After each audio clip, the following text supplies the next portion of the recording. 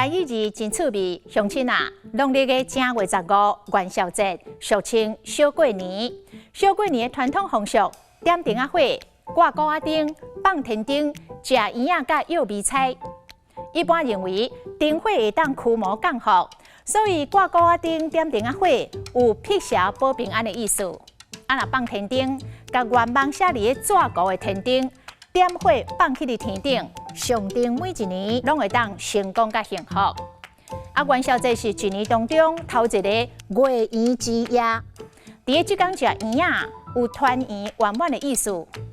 柚米菜除了有过节的气氛，嘛象征启发智慧。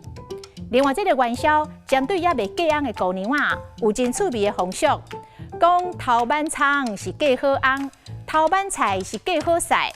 若还未娶某的男性是跳菜鼓娶好某。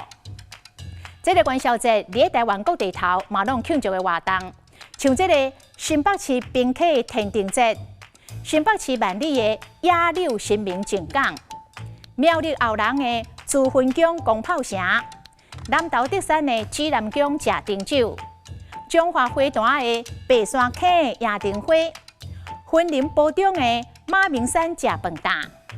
嘉义新港的奉天宫元宵绕境，台南咸水的芳仔炮，台南新华的大木杠18条，台南永康的广兴宫分水饼，台南北区的三山国王庙赛水仙烟条戏，宜兰五吉乡的立德感走翁，台东磅马新的邯郸牙，也有马祖元宵白板的祭典。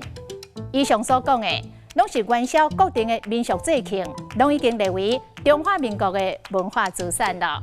今仔日的台语字讲元宵的风俗甲节庆，实在真趣味。